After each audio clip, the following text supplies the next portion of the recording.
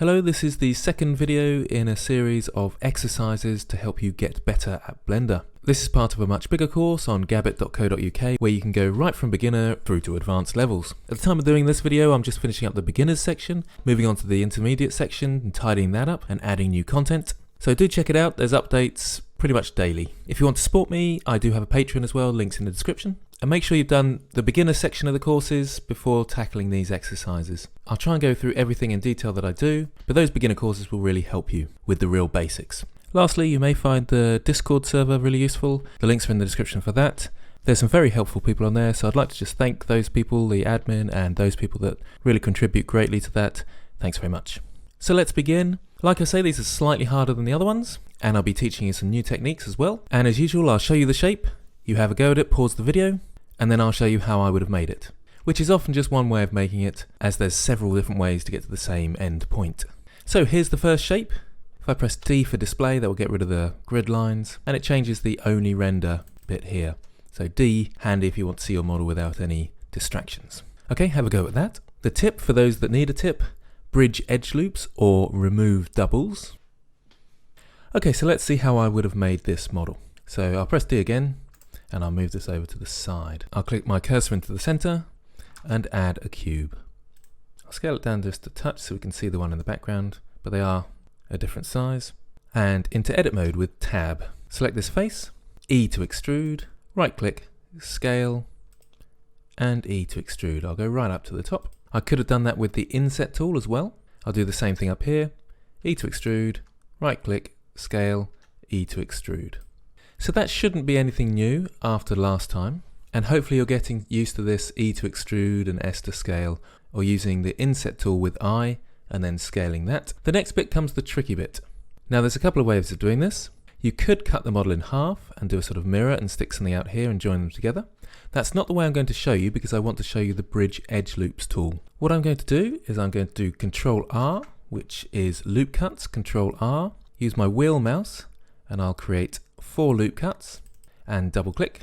If I only click once, then I can move those loops up and down, but I want to keep them in the same place. Go into face mode with Control Tab, face mode. Whenever you do the loop cuts, it changes it to edge mode, so you have to change back to face mode. I'll select these two faces here with Shift right click, E to extrude and pull them out.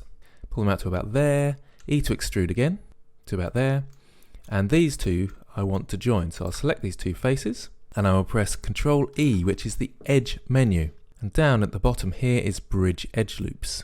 That will create topology between the two faces. A very handy tool, and also it doesn't leave any faces on the inside, which is important that we don't have those because that can mess around with our shapes. So that's how I created that shape. So bridge edge loops, Control E, bridge edge loops. You can also get to the edge menu by going to Mesh and then Edges, and there's the same edge menu. But Control E is just a lot easier. Okay, let's go to the next one. I'll press Tab to come out of edit mode and I'll go to my next layer. I'll press D to get rid of the display. Have a go at this one. The tip for this one is obviously bridge edge loops, but also you can use the mirror this time. So let's see a way we can make that. I'll press D on my display again, move this to the side, click in the center. I can also press Shift S and then cursor to center. That's probably a better way of doing it really. Shift A, mesh, cube, start with the cube again. So I'm going to make this middle bit first, so scale in the Z and pull it up to about there, somewhere around there. Now the top and bottom bit I'll tackle in a bit, but I want to create a mirror down the middle because it is symmetrical down the middle. A couple of ways you can do that. I've got the auto mirror plugged in and it's nice and easy because I know it's in the Z axis. I've got my origin right in the middle, so I know that's where it's going to mirror around. So I can press Z, auto mirror, and it'll create it for me. I'm going to undo that. If you haven't got the auto mirror installed, I suggest you get it because it's really useful. So File, User Preferences, Add-ons, and then just type in mirror, and there's the auto mirror. And make sure you save your settings. If you don't want to install that add-on for some strange reason, you'll have to create an edge loop down the middle. So in edit mode, Control R, and then double click. And then you know it's right in the middle. Then you will have to go in to face mode, Z to wireframe, C to circle select to get those bottom faces, and delete the faces. Then I can go up to the modifier, add modifier, mirror. And then I have to change it to the Z axis instead of the X axis. and then we are in the same place as we were before. So I want to create this extrusion out here. So let's Control R and cut one in the middle there. That will be that area there. And then I want to Control R and create 2 here. And then I can have my 2 faces here. Back to face mode, Control Tab, select the 2 faces, E to extrude. What am I doing? That's all rubbish. What am I doing? That's the middle there, silly me. Let's pull this down and create 1 edge loop there. That makes more sense.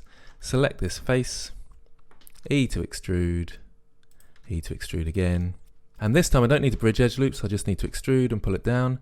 Now it's going through each other. That is because we have not got clipping turned on. So I'm going to go through and then go over to here with my mirror and click clipping. Now when I move it up and down, it sticks and I can't move it anymore. That means my middle vertices will all stick together.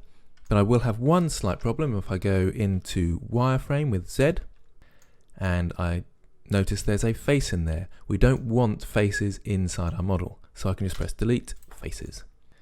And if I press Z to go back into solid mode, we're getting a bit closer. Now I need to create this here. This is where we can use our bridge edge loops. Control R and 2 loop cuts should be good. Select them there. You can move them up and down if you click once, or right click if you accidentally move them, and they'll go back into the center. Control Tab, face mode, select these 2, extrude, and then select these 2, Control E, bridge edge loops. Very handy. Also, I'm just going to delete these faces, and you'll notice there's no face left there or there. You can actually select an edge loop like this. If I press Alt right click and Shift Alt right click, I've got 2 edge loops. Control E, bridge edge loops, and it will do the same thing. So you can have edges selected or you can have a face selected. Okay, let's go to the next one. So we're on layer 3 now. I'll press full stop on my numpad so I can zoom in on this model. D for display. There we go. Okay, different direction this time. Have a go at that. Your tip is remember the starting topology. Okay, so let's have a go at this one. I'll press D for display again, move the model to the side, cursor's already in the center, and I'll Shift A, mesh torus. Slightly different starting point, because it's got a nice curve and it's quite tricky to recreate that curve. You need lots of sort of different tools and things, and it's much easier with a torus, probably why they had that as a starting shape.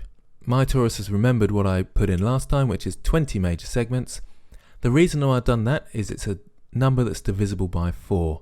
So I'm going to cut the corner of my torus donut, as some people call it, off. So I'm going to cut it off, extrude, duplicate it, join it together, and just keep going like that. So I've got major segments 12, minor segments 20, and major radius 1.12, minor radius 0.46, but I was just fiddling about and seeing what size.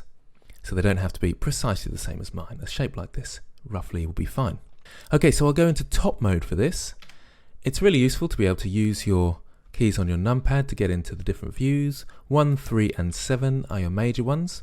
5 is really important to go to orthographic, and that's where I'll want to stay for a little while. So if I press Z on my keyboard, go to edit mode with tab, and go to face mode. Control tab, faces. I'll deselect them all, and I'll press C to circle select, and I'll select the bits of the torus that I don't need.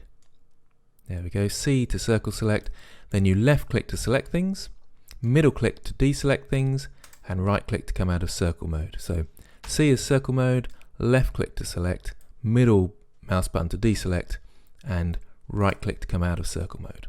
I'm going to delete that with delete faces. Let's go back to solid mode, and that's what I've got left. I'm going to select this edge loop here by Control Tab, Edges, Alt right click selects an edge loop. Then let's go back to top mode again. I'm still in orthographic mode, and I'll E extrude that out. Now I'm moving around the place. I can constrain that to the X-axis by pressing X, and it was about there. Okay, so I've started off. It's looking delightful. Go to top view again, Z for wireframe, and let's go to face mode and select these faces here. I'm going to use a different selection method this time. B to box select, and you drag across the selection you want. Shift D to duplicate, and it will create a duplicate of that.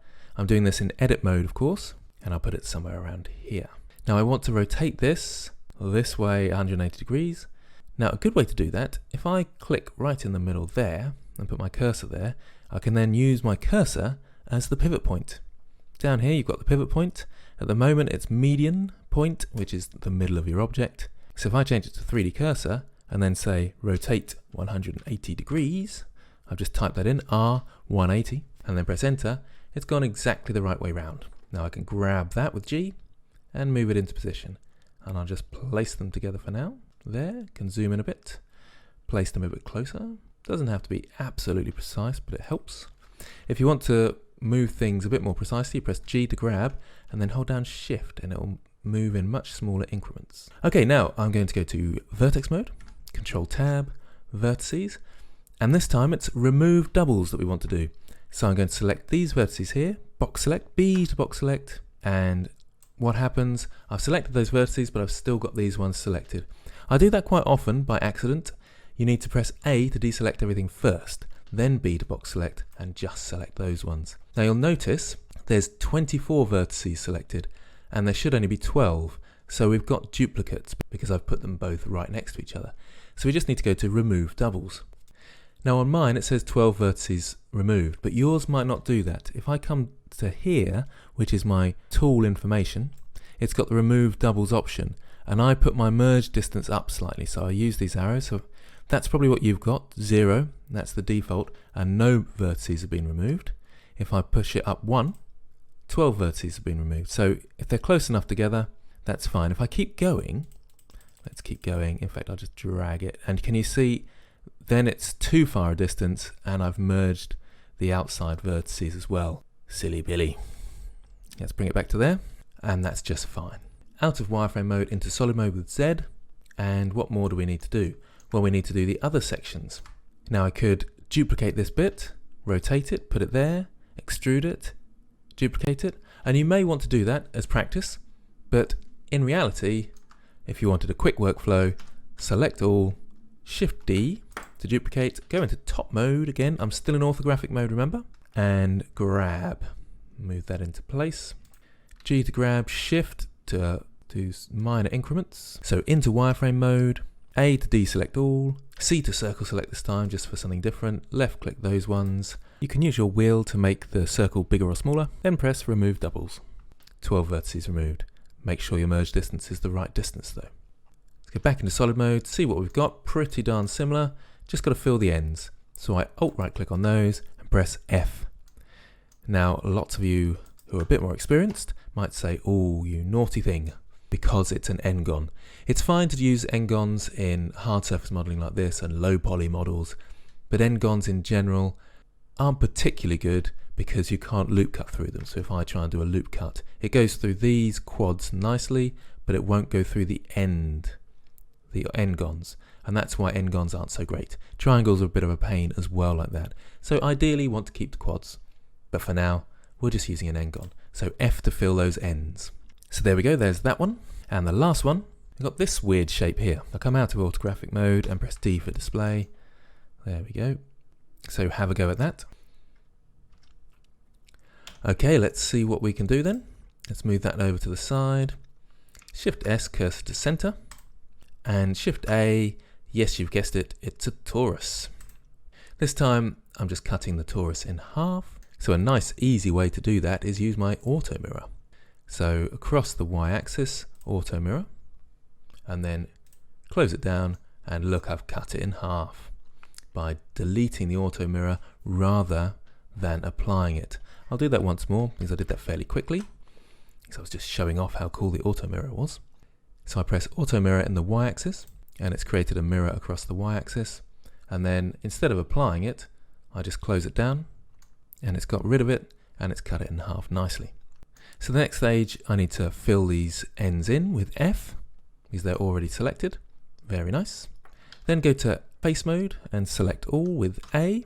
Shift D to duplicate. I've just right clicked so it's in the same place. Move it up. And how do I create this bridge here? Well, I bet you can guess it. Alt right click. Remember, I'm pressing alt right click on those sort of edges where I want the loop of faces to be selected. So I'll select those ones, and I'll select these ones, and I will press Control E for the edge menu, bridge edge loops. And there we go, a nice simple one at the end. Okay, do let me know if you find these useful, and I'll keep doing them for you. I do appreciate all your comments and support. It really keeps me going, and it's nice knowing that people are finding benefit from these videos. So thanks for watching. Until next time.